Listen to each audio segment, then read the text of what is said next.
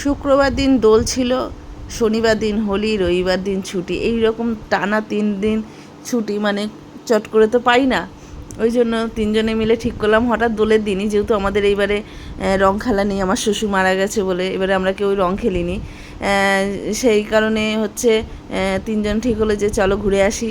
অনেক দিন মানে বাপের বাড়ি যাইনি, অনেক লাস্ট হচ্ছে ডিসেম্বরে গেছিলাম, না 2024-এ না, 2023-এর ডিসেম্বরে লাস্ট আমি বাপের বাড়ি গেছি। আর এই দোলের দিন গেলাম। দেখো এই যে হালিশহর থেকে শিয়ালদা স্টেশনে চলে এলাম। আর আমার হচ্ছে বাপের বাড়ি মল্লিকপুর, শিয়ালদা থেকে আবার ট্রেন চেঞ্জ করতে হয়। আর এখানে কোনো এসে দেখি কোনো ট্রেন নেই, মানে যা আছে সব অন্য লাইনে। আর এখানে আমরা এসে ফ্যানগুলো দেখছিলাম, আমি বলছিলাম যে আমি বাড়িতে এই ফ্যান লাগাবো, সেই দিয়েই আমার ছেলে একটু করছিলো। এই ভিডিওটা আমি দিয়েছিও, পোস্টও করেছি, সবাই দেখেছ। যাই হোক, আমাদের এখানে অনেকক্ষণ দাঁড়িয়ে থাকতে হয়েছে। তারপর এখান থেকে ট্রেন ধরে সোজা চলে গেছি বাড়িতে। আর আমাদের বাড়ি যেতে যেতে 8টা মতন বেজে গেছিলো।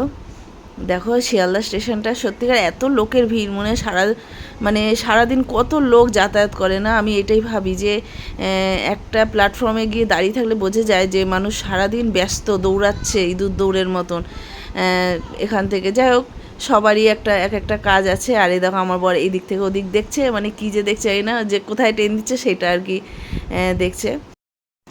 আর দেখো আমি চলে যাওয়ার পরেই সঙ্গে সঙ্গে এক ভাই আর আমার বোন ফোন নিয়ে চলে এসছে। মানে আমি কেমন আছি, কি করি না করি, আমার কোনো খবর, ভালো মন্দের খবর না, ওরা ফোন নিয়ে চলে এসছে।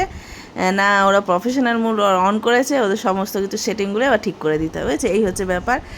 তো যাই হোক, আমার ভাইয়েরও অনেকগুলো করে দিলাম, স্টার সেটিং ফেটিং ও সব এসেছিলো কিন্তু ও করেনি, সেগুলো করে দিলাম। আর মাঝখান দিয়ে একটা কীর্তি হয়েছে, দেখো বিছনা ঝেড়েছে, বিছনার চাদর ছিঁড়ে চাদরের ভেতরে ঝ্যাঁটার কাঠি ঢুকে গেছে। দেখো কত বড় একটা ঝ্যাঁটার কাঠি, এই নিয়েই সবাই হাসাহাসি হচ্ছিল।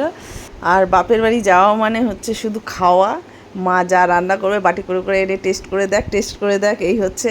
বোন খাবার নিয়ে আসছে, এটা খেয়ে দেখ, ওইটা খেয়ে দেখ। আর আমার বোনের বর তো আছেই, মানে যা পারে কিনে নিয়ে আসে, ও দিদি এটা দেখো, খেয়ে দেখো, ও দিদি এটা টেস্ট করে দেখো, আর গল্প আনন্দ এইটুকুনি। আর মানে ওখান থেকে বাপের বাড়ি গেলে ওইখান থেকে যে কোথাও বেরোবো সেই সময়টা আর হয়নি, মানে ওখানেই কেটে গেছে।